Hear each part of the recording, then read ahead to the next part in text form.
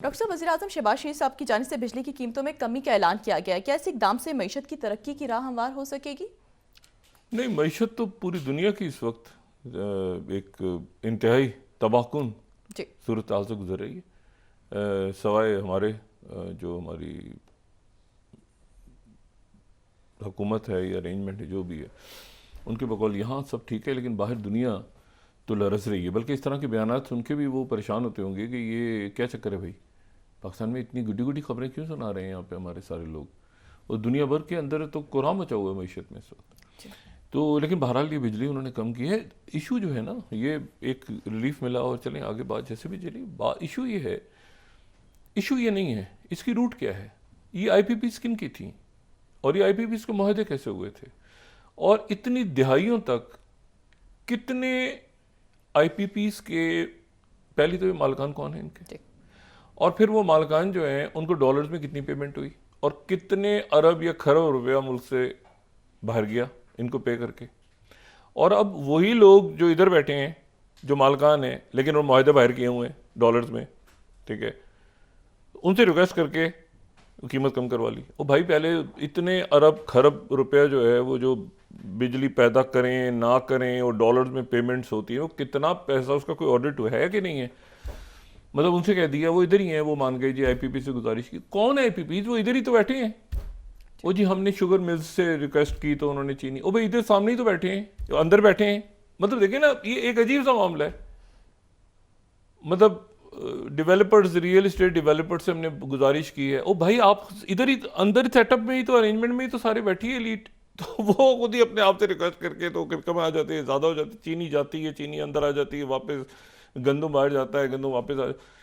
तो ये उसमें जो है ना, ये मेरा ख्याल है कि ये बताएं ना कि IPP किसकी हैं, कितने, मतलब IPP से गुजारिश की। IPP क्या कोई आदमी का नाम है, कोई खातून का नाम है? IPP किसके हैं ये, कब लगे, कितने पेमेंट्स इनको हुई, कितना पैसा बाहर गया मुल्क से, और अब उन्होंने जो कम कर दिया, क्या बात सुन ली उन्होंने आपकी। अब क्या उनको डॉलर्स में नहीं देंगे, रुपयों में देंगे? डॉलर्स में तो फिर वो मुआहदा अगर ख़त्म हो गया डॉलर्स वाला, तो फिर कुछ और भी उनके ख़त्म करवा ले। रूट कॉजेज़ पे अगर जाएंगे ना, तो ये मामलात हमारे लॉन्ग टर्म में हल होंगे, वरना ये हल नहीं होंगे मामला। ये वक्ती तौर पे एक रिलीफ है, अच्छा इक़दाम है, लेकिन फिर अब मकसद है कि देखें ना, उन IPP से गुजारिश की, उन्होंने बिजली कम कर दी। भाई कैसे? मतलब IPP से आप ज़्यादा गुजारिश कर लो, ज़्यादा कम करो। वो इधर ही तो बैठे हैं लोग, इधर ही तो बैठे हैं। वो MBS फार्मूला क्यों नहीं इस्तेमाल करते आप सऊदी अरेबिया का, वो जो रिज कार्ल्टन होटल वाला, तो उनसे निकलवाए पैसे। कितना पैसा पाकिस्तान का बाहर ये लोग ले गए, और वो सिस्टम का हिस्सा है सारे। आम आदमी को IPP का लाइसेंस की इजाज़त है कि वो तो सोलर नहीं लगा पा रहा। तो उम्मीद है कि शहबाज शरीफ साहब को ऐसी बात करेंगे जो और भी कोई इक़दाम उठाएंगे, और इसके रूट कॉजेज़ पे जाए ना। इसकी तो देखें ना, अकाउंटेबिलिटी होनी बड़ी ज़रूरी है, तभी तो मईशत आगे बढ़ेगी। लेकिन इस ऐलान से जो है वो ज़ाहिर है कि लोगों को थोड़ा बहुत सुकून तो मिला, और उसमें अब मईशत कैसे तरक्की होती है, तो दुनिया में मईशत सारी हिली हुई है। एक माशी बड़ा जो है ना, वो एक ज़लज़ला है वो इस मईशत के हवाले से, और वो मईशत के हवाले से ज़लज़ला जो है, ये एक नई जंग है, बड़ी जंग, तवील। एक तो है ना वो, इसको आप पता नहीं अब इसको काइनेटिक में डालें, नॉन काइनेटिक में डालें, आपस में इंटरलिंक्ड हैं सारे, लेकिन एक माशी जंग जो है एक बड़ी छिड़ गई है। और उसमें अब ये बात बड़ी इंपॉर्टेंट हो गई है कि मुल्कों की मईशत बहुत इंपॉर्टेंट है इस वक्त। ये जो बातें हम कर रहे हैं ना इस वक्त अपने आप को खुश करने के लिए, ये आगे आने वाले दिनों में, आने वाले महीनों में, सालों में, ये मईशत जो ममालिक माशी तौर पर इस्तेहकाम रखेंगे, मुस्तहकम होंगे, जिनके यहाँ कोई रूल ऑफ लॉ होगा, अकाउंटेबिलिटी होगी, वो मुल्क आगे बढ़ेंगे। बाकी ये बातें सारी बयानात हैं। आपके मुल्क की आबादी, उनकी एजुकेट कैसे करना है, आपने कौन से ममालिक के साथ कहाँ जाना है, टेररिज्म का इशू है, सोशल अनरेस्ट है, तो ये सारे इंटरलिंक्ड हैं बातें।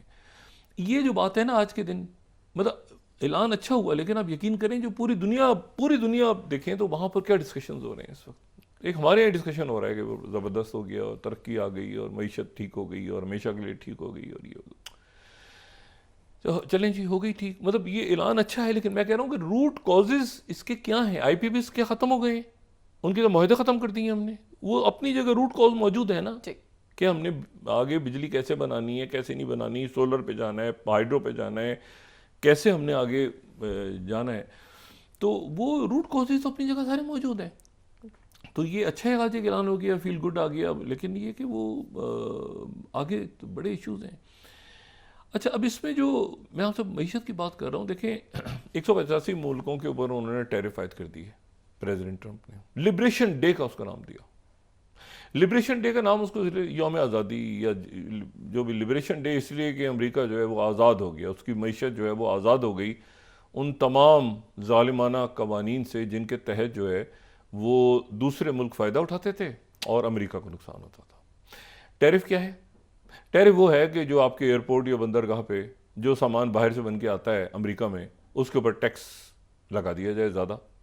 ये जो वैल्यू एडेड टैक्स है जिसको वीएटी या वैट, उसके ख़िलाफ़ हैं ट्रंप। वो कहते हैं कि उसका जो है ना, कंज्यूमर जो ख़रीदते हैं लोग, उनको नुकसान होता है। बहरहाल उनकी बहस चल रही है, मुख्तलिफ लोग जो हैं। लेकिन बात सारी है कि उसके नतीजे में उन्होंने ये भी कहा कि अमेरिका में महंगाई ख़त्म हो गई है। सिर्फ उन्होंने ही कहा, ठीक है। सही। बाहर वहाँ पर अमेरिका में अगर जाके देखें तो वहाँ पे भी महंगाई का तूफ़ान है इस वक्त, सारी दुनिया की तरह, क्योंकि ये रिसेशन में जा रहा है, यानी सुस्त रवि की तरफ दुनिया की मईशत जा रही है, अमेरिका भी। अच्छा, अब उसमें जो है वो उन्होंने ना दोस्तों को छोड़ा, ना दुश्मनों को छोड़ा, ना इत्तेहादियों को छोड़ा, बल्कि उन्होंने एक मुल्क पूरी दुनिया का ऐसा जिसके ऊपर टैरिफ नहीं आयद हुआ, एक ही मुल्क, और वो उस मुल्क का नाम है रशिया। रशिया पे टैरिफ आयद नहीं हुए क्योंकि रशिया के जो वहाँ के रशियन इन्वेस्टमेंट फंड के जो सरबराह हैं किरिल दिमित्रियेव, वो मौजूद हैं इस वक्त वाशिंगटन में। ये आला तरीन शख्सियत हैं कोई रशिया की, जो 2022 के बाद, यूक्रेन जंग शुरू होने के बाद इस वक्त वाशिंगटन का दौरा कर रहे हैं। और ये 2016 में भी, वो जो मुलर रिपोर्ट में भी इनका नाम था, तो ये प्रेसिडेंट ट्रंप की टीम के साथ, उनके साथ बहुत करीबी रब्ता रखते हैं।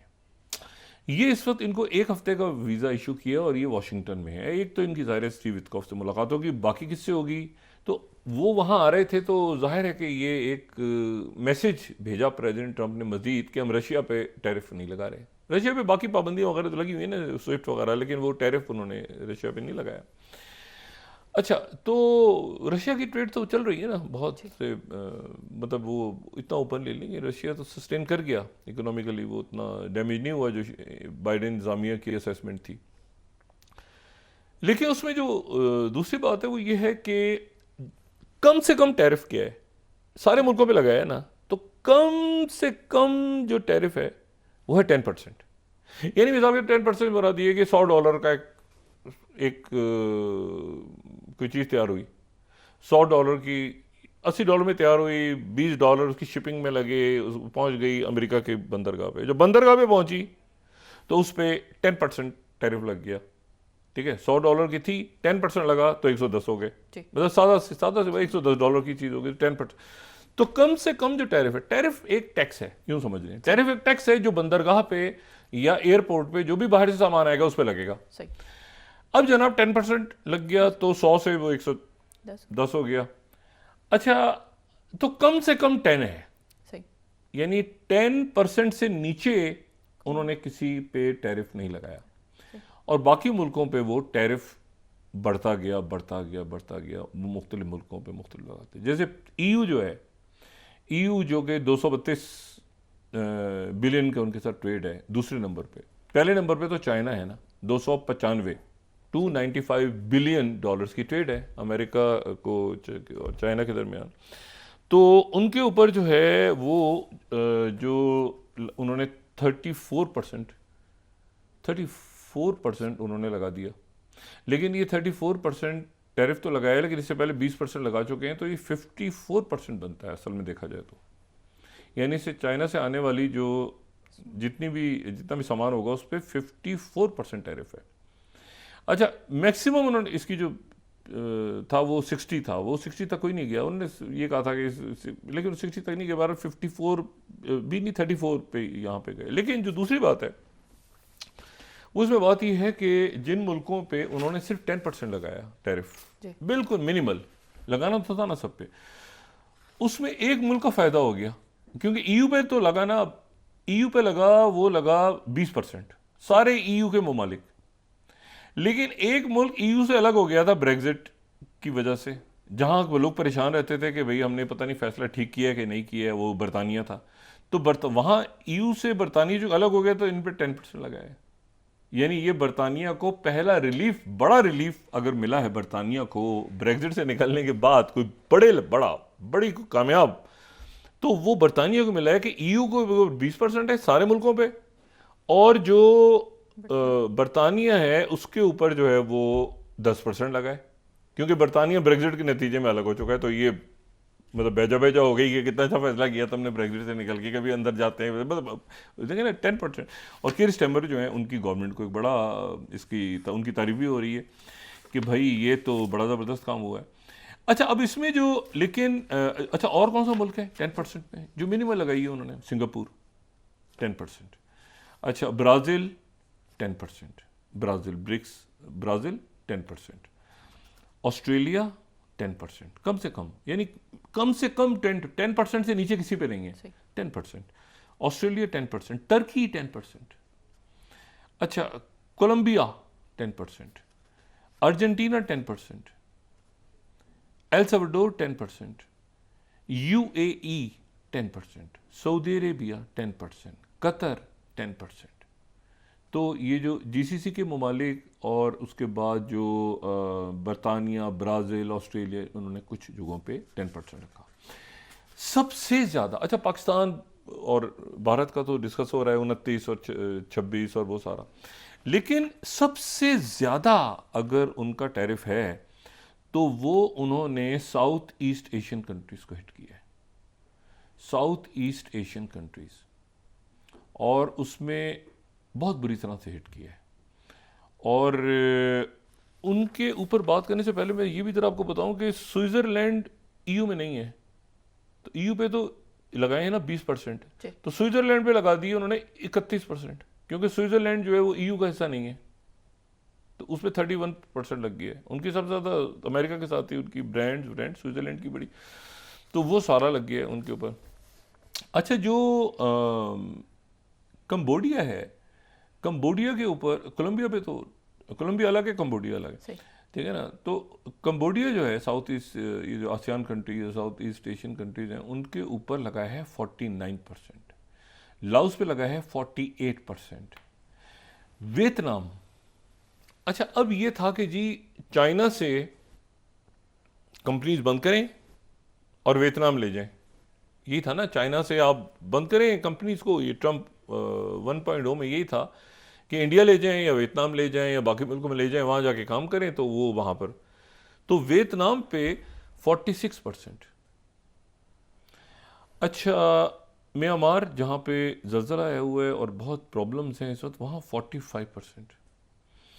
अच्छा, थाईलैंड पे 37%, इंडोनेशिया 32%, मलेशिया 24%, ब्रुनाई 24%, और फिलिपीन जो है उस पर 18%। अच्छा, लेकिन इसमें अब यहाँ जो एक इशू है वो ये है कि कोरिया, साउथ कोरिया, इंतहाई करीबी मुल्क साउथ कोरिया, उसकी ब्रांड्स आप देखें ना, एंड ये सैमसंग और ये सारे जो उनके एलजी वेलजी सारे वहाँ की ब्रांड्स हैं साउथ कोरिया। तो साउथ कोरिया पे उन्होंने लगा दिया 25%।